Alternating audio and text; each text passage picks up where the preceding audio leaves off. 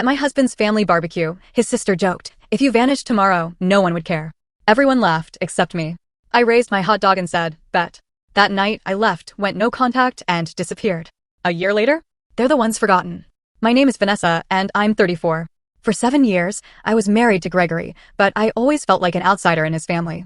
Last summer, at their annual barbecue, I held on to this fragile hope that maybe, just maybe, things would finally be different. Gregory's sister, Amanda, had other plans. We were all gathered around the picnic table, and I was trying to share some news about my graphic design work. Amanda cut me off, a smirk playing on her lips. "If you disappeared tomorrow," she said, "no one would even notice." The table erupted. Laughter. Even Gregory. It was like a punch to the gut. But instead of crumbling, I just raised my hot dog, locked eyes with her, and whispered, "Challenge accepted." That night, I was gone. Gregory and I met in our final year of university. He was this charming, intelligent business student, fully funded by his parents.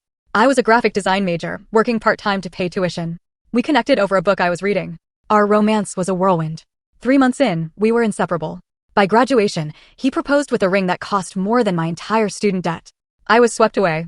I thought I was entering not just a partnership, but a new family.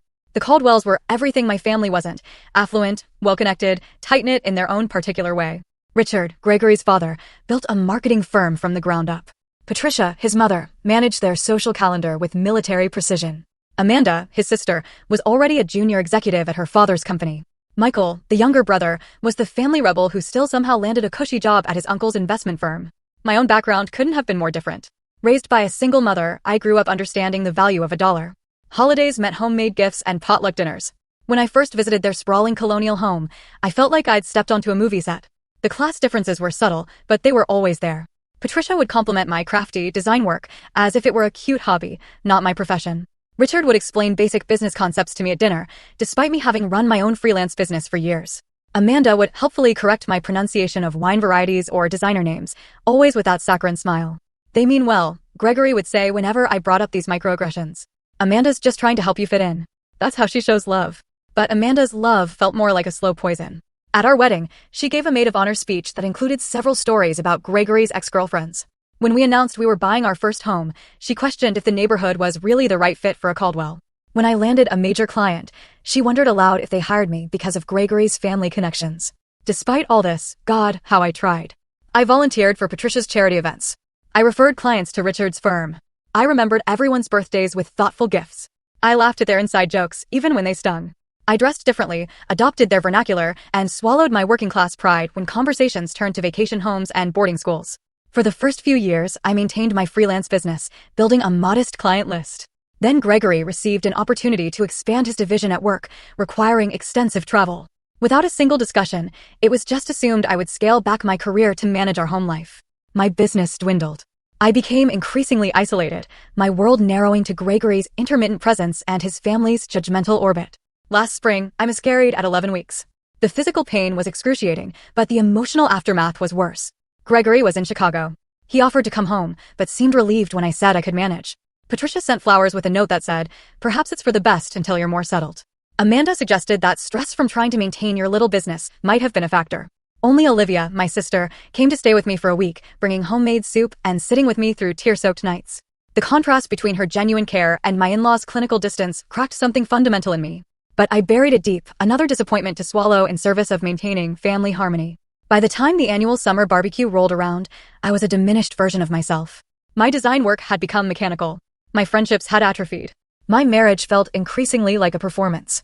Still, I clung to a fragile hope that things could improve, that I could somehow earn genuine acceptance from the family I had married into 7 years ago. The Caldwell Summer Barbecue was a neighborhood institution. Patricia spent weeks planning the menu. Richard showcased his collection of grilling gadgets. It was the event where family status was displayed, loyalties confirmed, and outsiders identified. And despite my years of marriage, I remained firmly in the outsider category. That morning, I spent 3 hours making my grandmother's strawberry shortcake, the one dessert that had actually received genuine compliments in previous years. Gregory was busy on calls, finalizing details for his upcoming Tokyo trip. When it was time to leave, he rushed me out the door, concerned about being fashionably late. "Remember Dad's unveiling his new imported smoker today?" he reminded me as we drove. "Try to act impressed, even if you don't get why it's a big deal." I nodded, clutching my dessert carrier. My sundress, bought specifically to match Patricia's preferred casual elegance, already felt tight across my shoulders. The Caldwell home bustled. Caterers weaved through guests. Richard stood centered on the patio, demonstrating his new smoker. Patricia floated from cluster to cluster, her laugh tinkling like expensive crystal. Finally, Amanda called out, spotting us as we entered. She air-kissed Gregory, then gave me a quick once-over. Vanessa, that dress is so cheerful. The kitchen's getting crowded, but I'm sure you can find somewhere to put your contribution. She swept Gregory away before I could respond, linking her arm through his and launching into a story. I stood alone, dessert in hand, scanning the backyard for a friendly face. I made my way to the kitchen, where Patricia was directing the catering staff. "Oh, Vanessa dear," she said, noticing me hovering. "You didn't need to bring anything. We have the patisserie handling desserts." She gestured vaguely toward the pantry. But how thoughtful. Perhaps put it there for now. I placed my shortcake on a shelf, already crowded with other contributions from guests not worthy of display. As I exited, I overheard Patricia instructing a server to make room for Amanda's authentic tiramisu at the center of the dessert table. The next 2 hours passed in a blur of polite smiles and truncated conversations. I'd start chatting with one of Gregory's cousins, only to have them pulled away by Patricia to meet someone important. I offered to help set up the buffet, but was told the caterers had a system. I tried joining a conversation about recent films but couldn't get a word in edgewise. Michael's wife, Charlotte, received entirely different treatment, despite being married into the family for only 2 years. Patricia proudly introduced her as our Charlotte, the pediatric surgeon. Amanda included her in reminiscences about family vacations she couldn't possibly have attended. Even Richard, who rarely engaged with in-laws, asked detailed questions about her work. The contrast wasn't lost on me. When lunchtime arrived, Gregory reappeared at my side. "Having fun?" he asked, not waiting for an answer. We filled our plates and joined the main table. I ended up seated between Gregory's elderly Uncle Frank, who was hard of hearing, and a space left open for Amanda. Gregory sat across from me, already engrossed in conversation with Richard. Amanda finally arrived, setting her meticulously arranged plate down and instantly commanding attention with an anecdote about a celebrity she'd spotted at her gym. Charlotte asked appropriate questions. Patricia beamed. Even Frank shifted to hear her better. During a brief lull, I saw my opportunity. I just finished a branding project for that new bakery downtown, I offered. They're having their grand opening next weekend. Amanda's eyes narrowed slightly. How nice. Is that the place with the tacky neon sign? I drove past it yesterday. The signage is actually vintage-inspired, I explained. The owners wanted to honor the building's history as one of the first. If you disappeared tomorrow, Amanda interrupted with a theatrical sigh, no one would even notice. That's how boring this conversation is. The table erupted. Laughter. Patricia tittered behind her napkin. Richard guffawed. Even Gregory chuckled, reaching for his beer. Frank, who likely hadn't heard the comment, joined in automatically. Sound surrounded me like cold water, shocking my system. I felt simultaneously hypervisible and completely invisible. My face burned, but my hands turned ice cold. In that moment, 7 years of accumulated slights crystallized into perfect clarity. I didn't cry. I didn't storm off. I didn't create a scene that would later be recounted as evidence of my emotional instability. Instead, I raised my hot dog in a mock toast, met Amanda's gaze directly, and said, clearly, challenge accepted. A brief, confused silence fell over the table. Amanda's smile faltered slightly.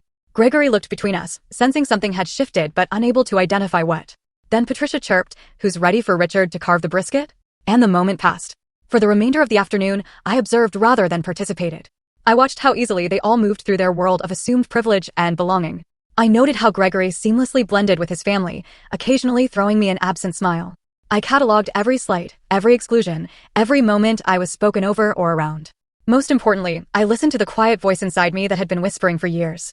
Now, finally, it was loud enough to hear, "You deserve better than this." By the time we gathered our things to leave, my decision was made. The only question remaining was how to implement it. The drive home stretched in silence. Gregory checked emails on his phone, occasionally reading aloud snippets about his Tokyo trip. I stared out the window, mental calculations already running beneath my outward calm. When we reached our driveway, he finally seemed to notice my unusual quiet. "Everything okay? You've been off since lunch." I considered my words carefully. Amanda's joke about me disappearing. Did you think that was funny? Gregory sighed, unbuckling his seatbelt. Don't start with this again. Amanda was just being Amanda. You know how she gets at family gatherings. You laughed, I said simply. It was a joke, Vanessa. Not everything needs to be analyzed to death. He got out of the car, effectively ending the conversation. That night, as Gregory slept soundly beside me, I stared at the ceiling, replaying not just the day's events, but the entire trajectory of our marriage. I thought about the bright, ambitious designer I'd been when we met. I remembered how confidently I'd handled clients, how passionate I'd been about my work, how deeply I'd connected with friends. Somewhere along the way, I'd started believing the subtle message the Caldwells had been sending, that I was lucky to be among them, that my inclusion was conditional upon my compliance, that my worth was determined by their assessment. I slipped out of bed at 2 a.m. and padded to my home office. I opened my laptop and began methodical research: bank accounts, apartment listings in Seattle where Olivia lived, transportation options. By dawn, I had a rudimentary plan. Gregory left for a morning golf game with Richard, kissing me absently on his way out the door. The moment his car pulled away, I began executing my plan with surprising clarity. First, I called Jessica, my college roommate who had remained loyal despite my increasing isolation. "I need a massive favor," I said. "Name it," she replied without hesitation. "I'm leaving Gregory today. Can you come help me pack the essentials?" 2 hours later, Jessica arrived with coffee, packing supplies, and fierce determination in her eyes. We worked efficiently, identifying what I truly needed versus what could be replaced. Clothes, personal documents, irreplaceable mementos, and my design equipment took priority. "I can store whatever doesn't fit in your car at my place," Jessica offered, carefully wrapping a framed photo of my mother and me. While Jessica organized the physical items, I handled the financial separation.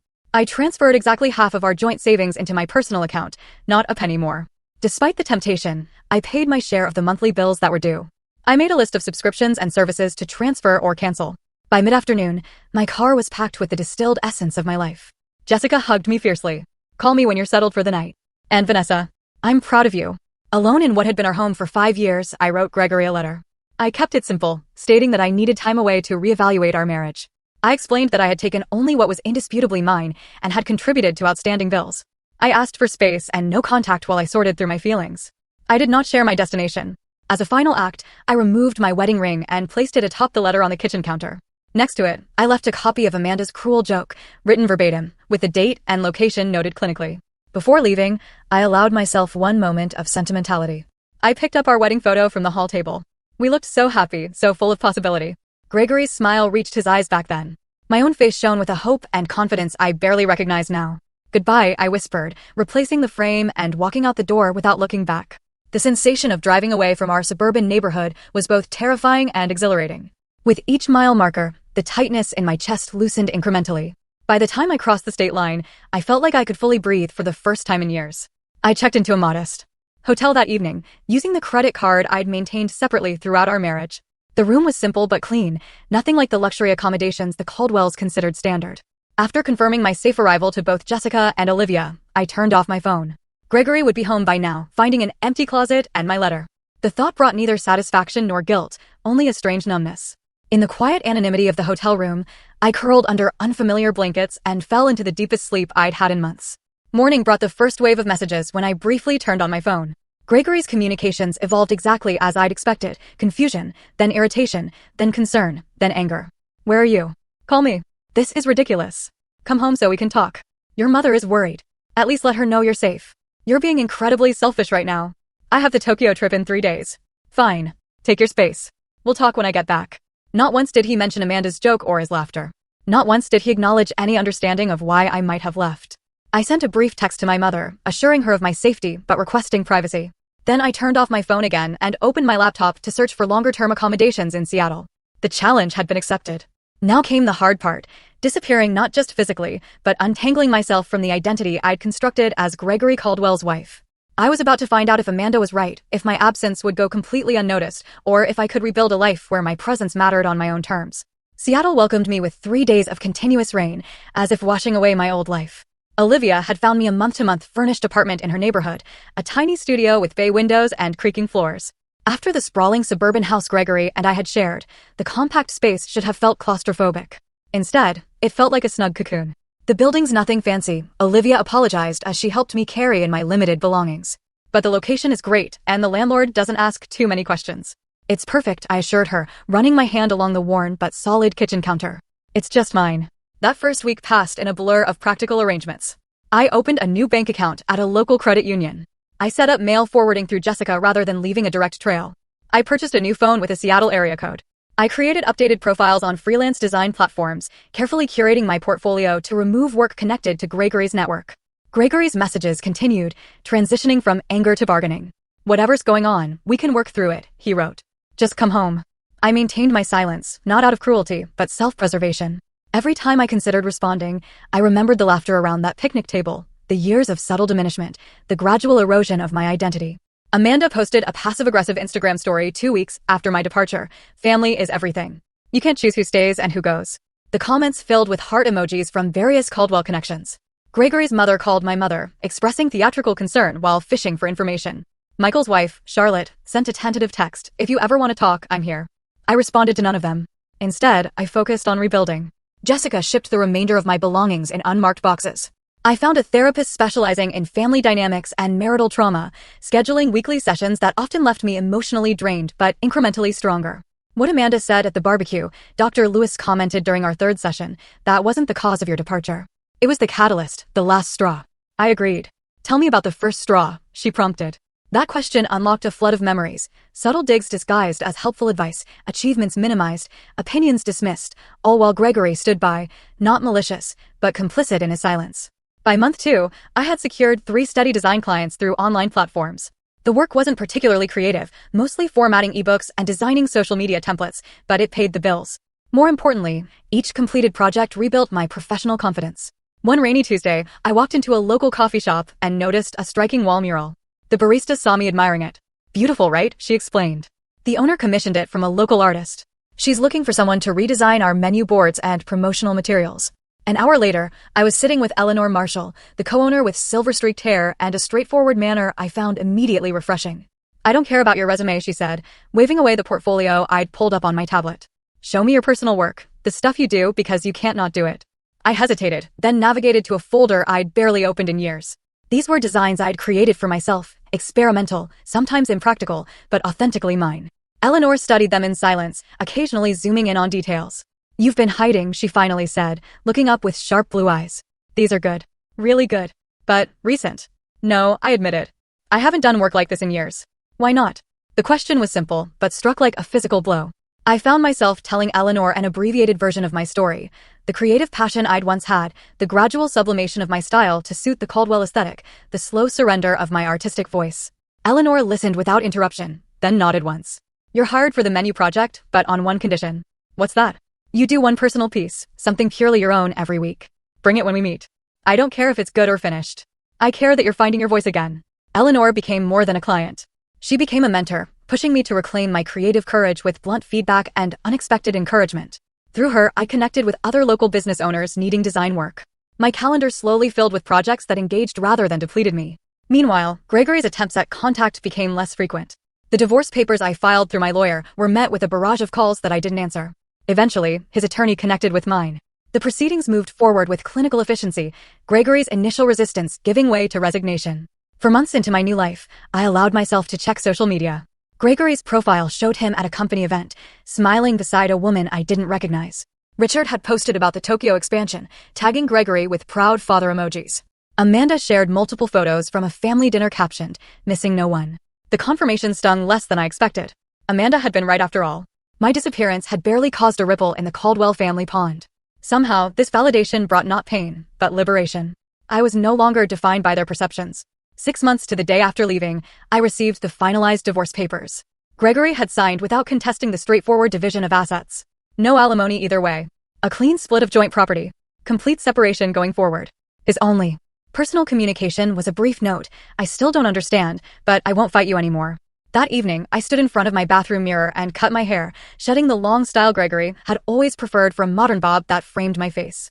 The woman who stared back seemed both familiar and new, thinner, perhaps, with faint lines around her eyes, but with a clarity of gaze I hadn't seen in years. By month 8, my design business had expanded enough to require a small workspace outside my apartment. I rented a desk in a cooperative creative studio, surrounded by other independent artists and entrepreneurs. For the first time since college, I had colleagues who valued my input and challenged my ideas on equal footing. When the anniversary of my departure approached, I no longer needed to check social media to know what the Caldwells were doing. They had receded from my daily thoughts, becoming characters in a story I'd lived through rather than active presences in my life. Meanwhile, my new world continued expanding. A branding project for a local artisan food company won regional recognition. My redesign of Eleanor's coffee shop attracted attention from a lifestyle magazine. A comment I made during a design workshop led to an invitation to speak at a creative conference. 1 year after Amanda's fateful joke, I was no longer invisible.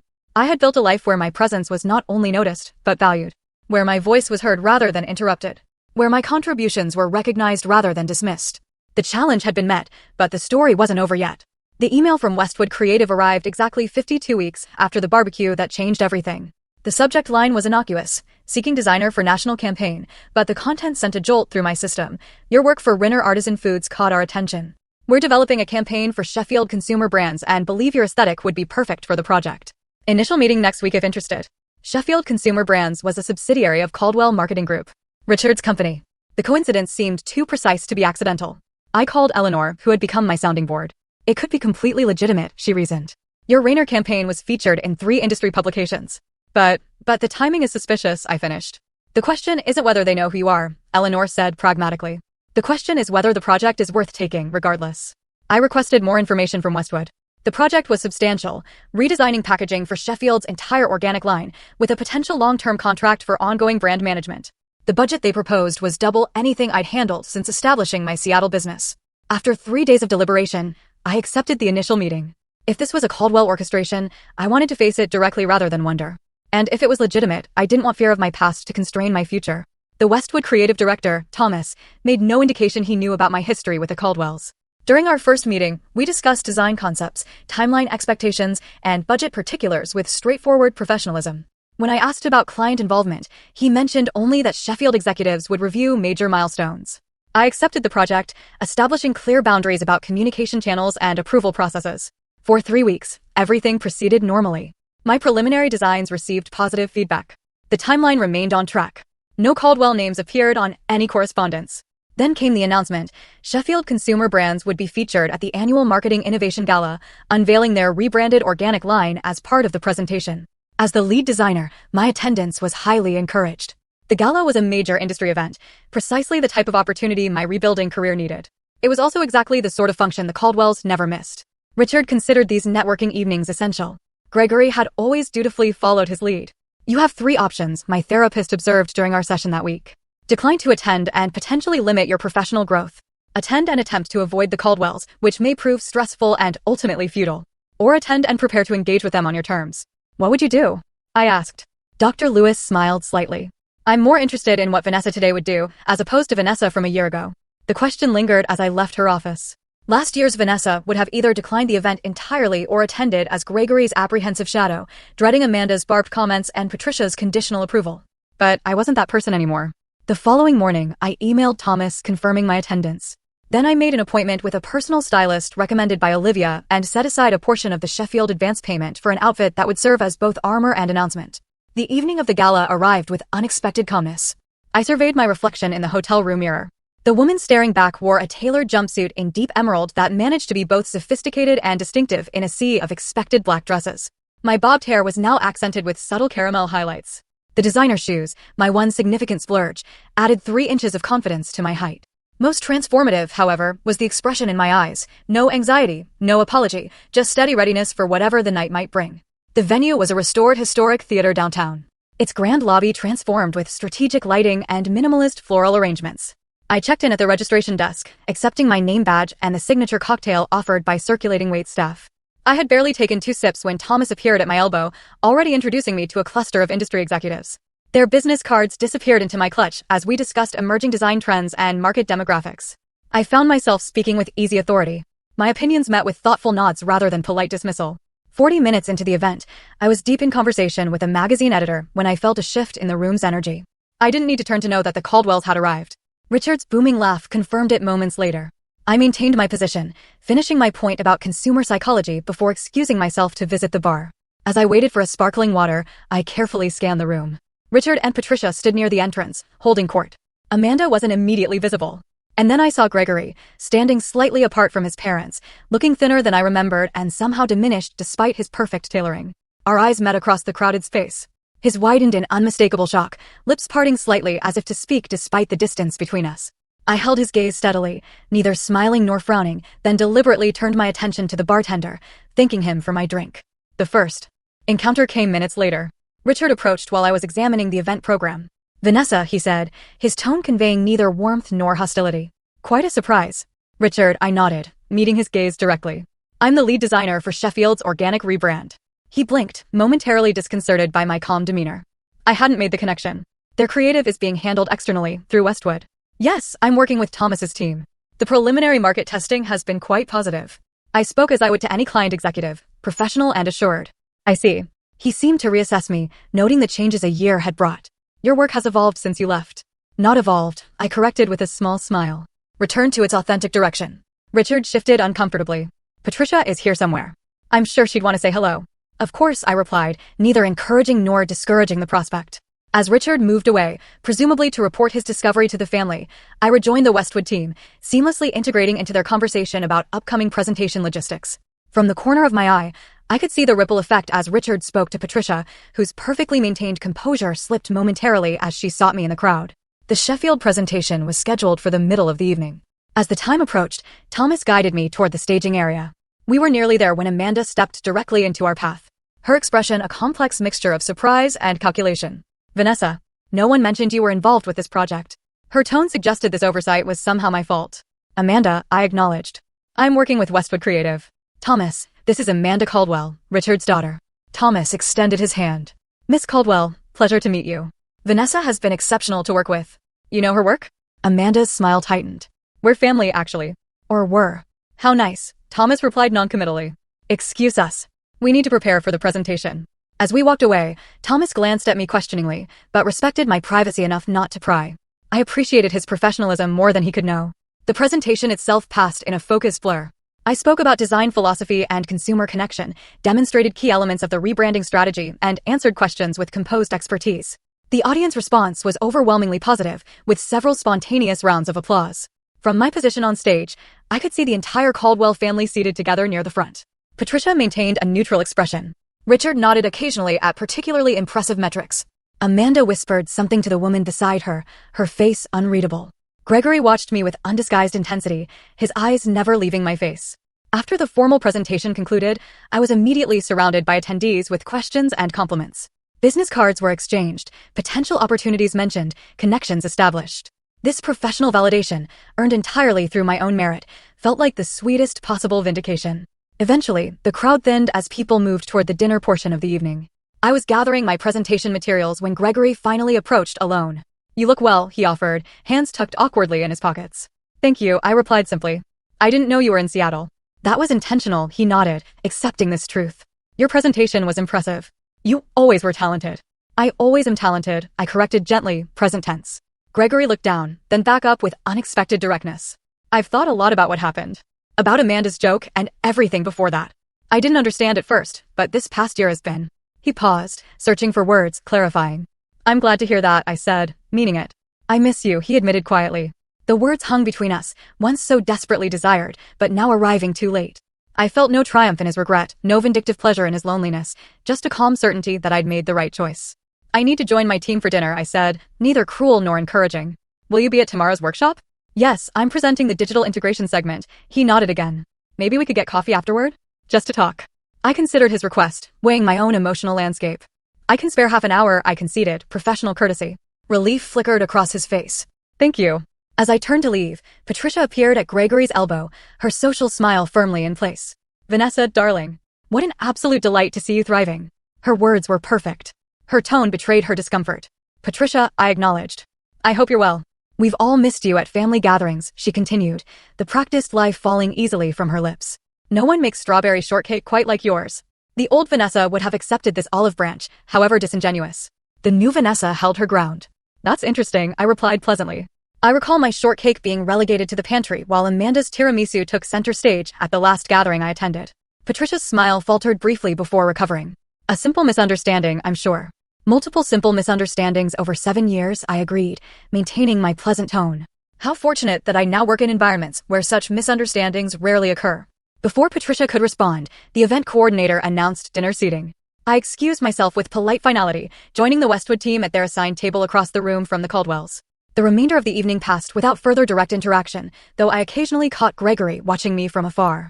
As the event concluded, I declined the team's invitation for after-party drinks, preferring the quiet completion of returning to my hotel room alone. In the tranquil privacy of my room, I kicked off my designer shoes and stood at the window overlooking the glittering city. The confrontation I'd half dreaded for months had come and gone, leaving me not depleted, but strengthened. I had faced the Caldwells not as an apologetic outsider, but as a successful professional in my own right. Amanda's challenge, if you disappeared tomorrow, no one would even notice, had precipitated not just my physical departure, but a complete reinvention. The final irony was that by disappearing from their world, I had become more visible in my own. The morning after the gala dawned with unexpected sunshine streaming through my hotel room curtains. I prepared for the day's workshop with methodical focus, selecting a professional but comfortable outfit and reviewing my presentation notes over room service coffee. The Sheffield marketing workshop was being held in the hotel's conference center, a more intimate setting than the previous night's gala. As I arranged my materials at the presenter table, I spotted Richard engaged in intense conversation with Thomas near the refreshment station. Their discussion appeared businesslike but not tense. Attendees gradually filtered in. I was reviewing my slide deck one final time when Amanda entered, scanning the room with calculated casualness. Until her gaze landed on me. After a moment's hesitation, she approached, coffee cup clutched perhaps too tightly. "Good morning," she offered, her tone carefully neutral. "Thomas speaks very highly of your work." "Thomas is an excellent creative director," I replied. "The entire Westwood team has been exceptional." Amanda shifted her weight slightly. "I didn't realize you'd established yourself in Seattle. Your presentation last night was impressive." Coming from Amanda, this reluctant acknowledgement was practically effusive praise. I thanked her with simple courtesy, neither overreacting to the compliment nor dismissing it. "Father is considering bringing the entire Sheffield account in-house after this campaign," she continued, watching me closely. "He's been impressed with the direction." I understood the subtext immediately. If Sheffield became a direct Caldwell marketing client, my work would either disappear or be attributed to their in-house team. The old insecurity flickered briefly before I extinguished it. "That would be Richard's prerogative as Sheffield's parent company," I said evenly. "However, Westwood has contractual provisions regarding creative attribution that are quite specific. Thomas is particularly careful about protecting his designer's work." Amanda's expression tightened almost imperceptibly. Before she could respond, the workshop facilitator called for everyone to take their seats. Our conversation ended with mutual professional nods, a far cry from our last interaction over hot dogs and cruel jokes. The morning sessions proceeded efficiently. My segment on digital integration strategies was scheduled just before the lunch break. As I took the podium, I noticed Gregory slipping into the back of the room, clearly having timed his arrival for my presentation. I delivered my content with confident expertise, demonstrating how the packaging designs incorporated augmented reality features and seamlessly connected to the broader digital ecosystem.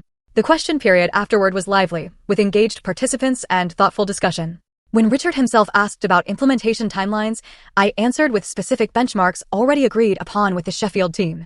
As attendees broke for lunch, Gregory made his way toward me but was intercepted by a Sheffield executive with urgent questions. I used the opportunity to step outside for fresh air.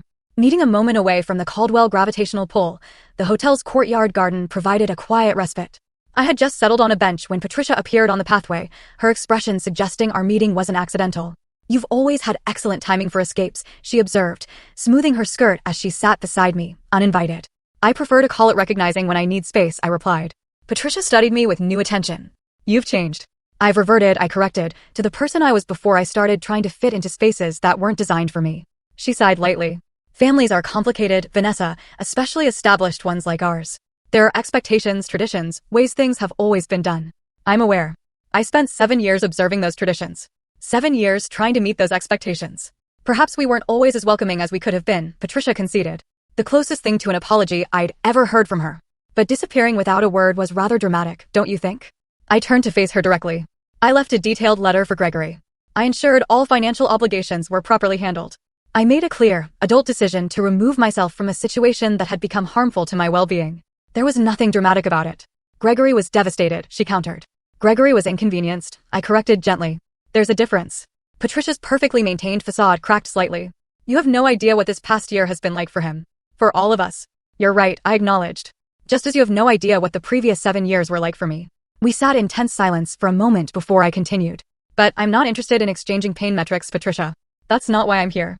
I'm here because I'm good at what I do, and my work has value to Sheffield's campaign." Something shifted in Patricia's expression. Not quite respect, but perhaps a new awareness. "You always were stubborn." Determined, I countered with a small smile. Another distinction worth noting. As we headed back toward the conference center, Patricia asked an unexpected question. "Will you be at the closing dinner tonight?" "Yes, Westwood has a table." She nodded thoughtfully. "The salmon is usually excellent." It was such a normal, mundane observation, the kind mothers-in-law typically share with daughters-in-law, that it momentarily disoriented me. I murmured agreement as we rejoined the workshop, separating to our respective tables. The afternoon sessions focused on implementation strategies. I participated actively but maintained professional distance, neither seeking nor avoiding the Caldwells. As the workshop concluded, Gregory finally managed to approach me directly. "Still up for coffee?" he asked, a hint of uncertainty in his voice. "Yes," I agreed. "There's a shop in the lobby." We walked together in silence, the familiarity of his presence beside me both strange and nostalgic. Once seated with our drinks, his usual Americano and my latte, ordered without need for discussion, the awkwardness intensified. Seattle suits you, he finally offered. It does, I agreed. The creative community has been welcoming. Gregory traced the rim of his cup. I've been in therapy since you left. Dad thought it was unnecessary, but... He shrugged. It's been helpful. This surprised me. Gregory had always dismissed therapy as paying someone to tell you what you want to hear. I'm glad, I said sincerely. My therapist helped me understand some things about our marriage, about my family. He met my eyes directly. About how I failed to see what was happening to you, because it was easier not to. The acknowledgement was unexpected and disarming. For a moment, I glimpsed the man I had fallen in love with, thoughtful, capable of growth, willing to examine himself. Thank you for saying that, I replied quietly. I didn't stand up for you, he continued. Not against Amanda. Not against Mom. Not even against my own expectations that you would just adapt to whatever the family needed. No, you didn't, I confirmed, without rancor. I thought a lot about that barbecue. About Amanda's joke and how everyone laughed. How I laughed. He swallowed hard. I keep thinking about what you said, challenge accepted. I didn't understand then what you meant. And now I realize you were declaring independence from all of us. His voice held equal parts admiration and regret. We talked for nearly an hour, longer than the half hour I'd allocated.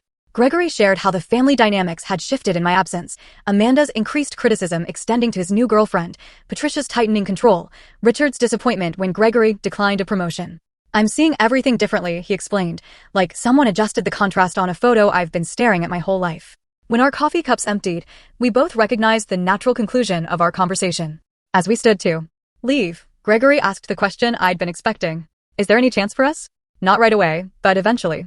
I considered his face, once the center of my world.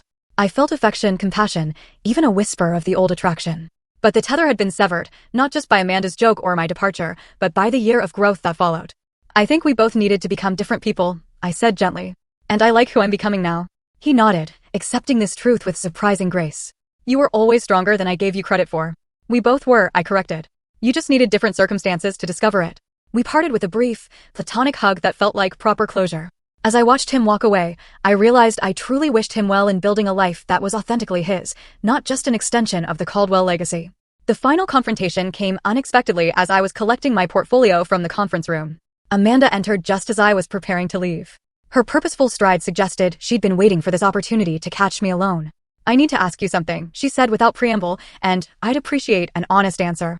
All right, I agreed, curious despite myself. Did you take this project knowing it was connected to our family? No, I answered truthfully. I discovered the Sheffield-Caldwell connection after accepting the Westwood offer. By then, the contract was signed. She studied me, seemingly assessing the truth of my statement. And you didn't think to recuse yourself once you knew? Why would I, Amanda? I asked simply. I'm extremely good at what I do. This project needed someone with exactly my skills and aesthetic sensibility. The fact that your family company might ultimately benefit from my work is incidental to my professional obligations. So it's just coincidence that exactly 1 year after you disappeared, you reappear working on a project connected to us? I had to smile at her persistence. Life rarely arranges itself with such perfect symmetry. But yes, essentially. I don't believe in coincidences that convenient, she countered. What would be the alternative explanation? I asked.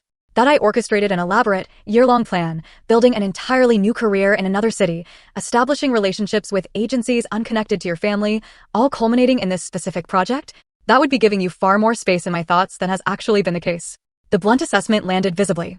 Amanda blinked, perhaps for the first time considering that she might not have been central to my decisions at all.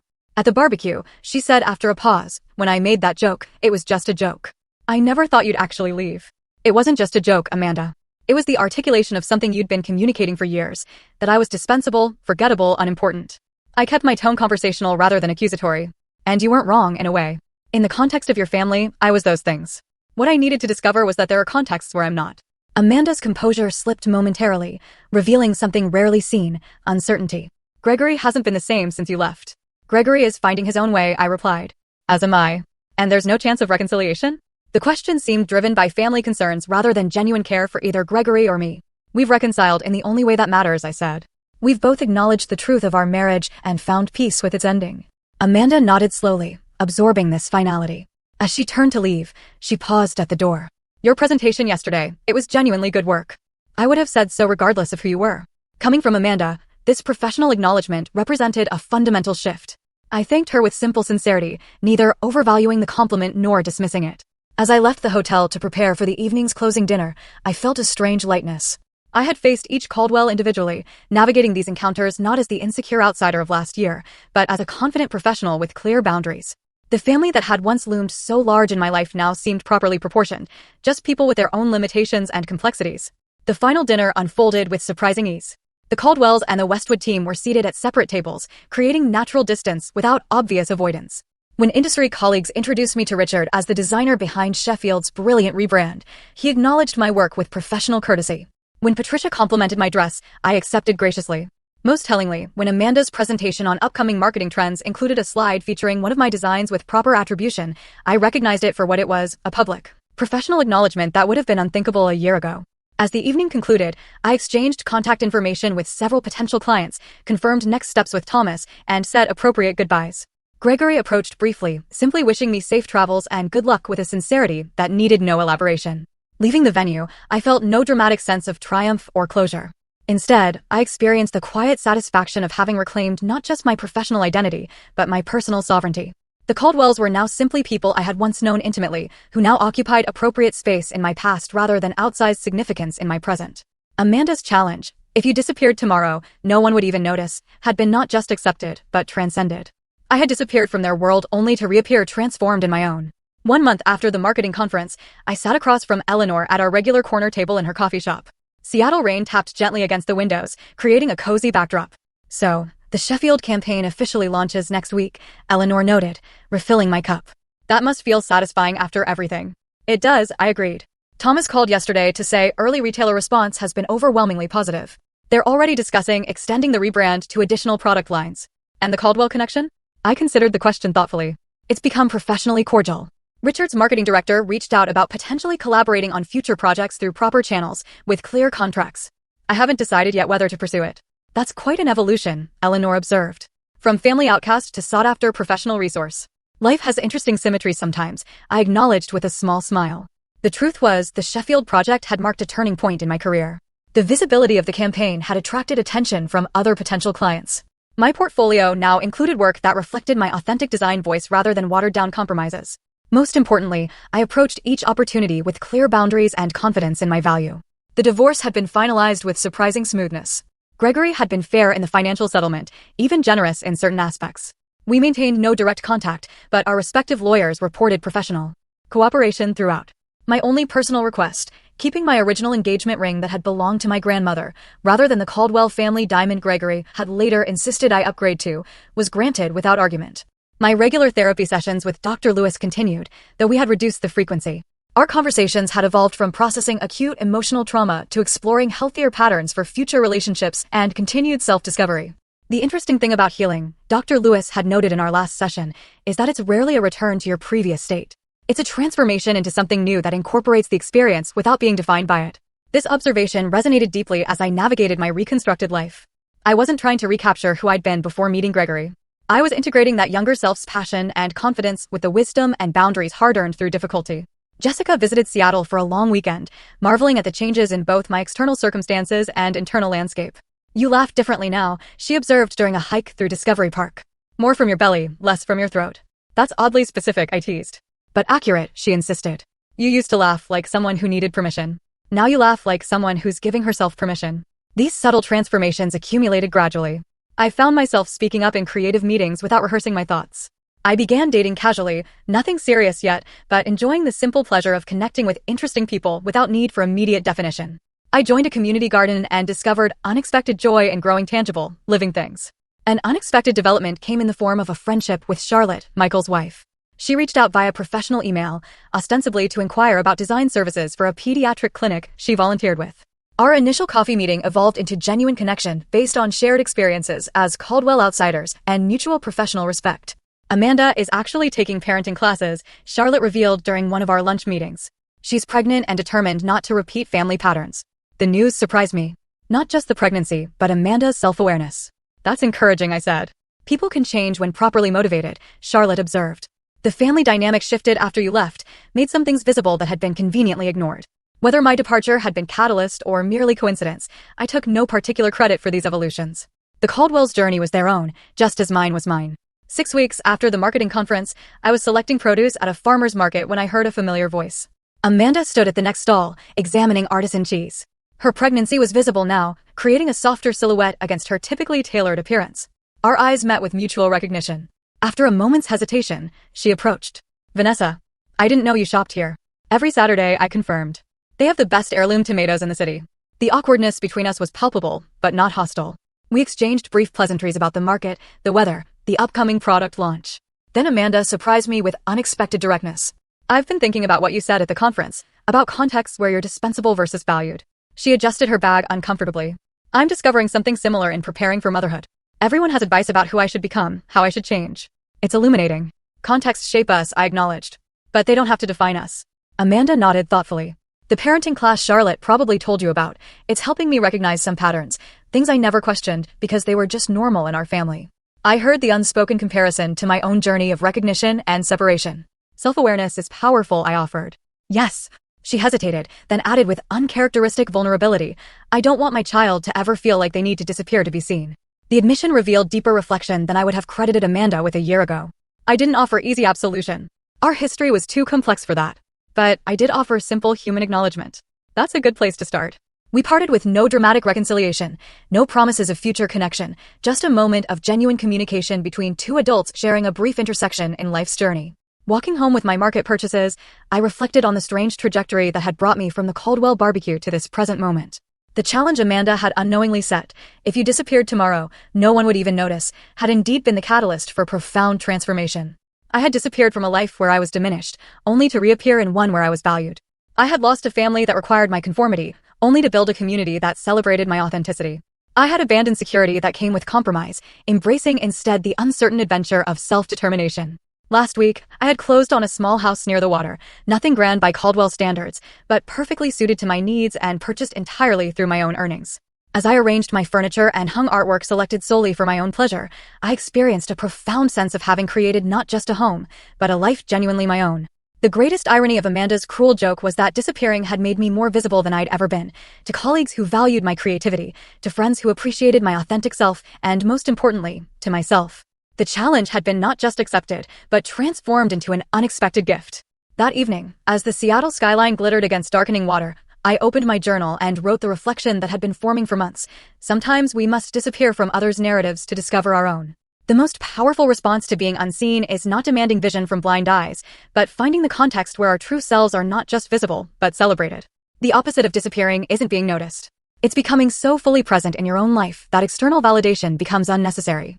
The woman who had raised a hot dog in defiant toast 1 year ago could never have imagined the journey ahead. The woman writing these words could never return to who she had been. And in that transformation lay not tragedy, but triumph. The quiet, sustainable victory of reclaiming one's own life. What would you have done in my place? Have you ever faced something like this? Tell me what you think, I really want to know.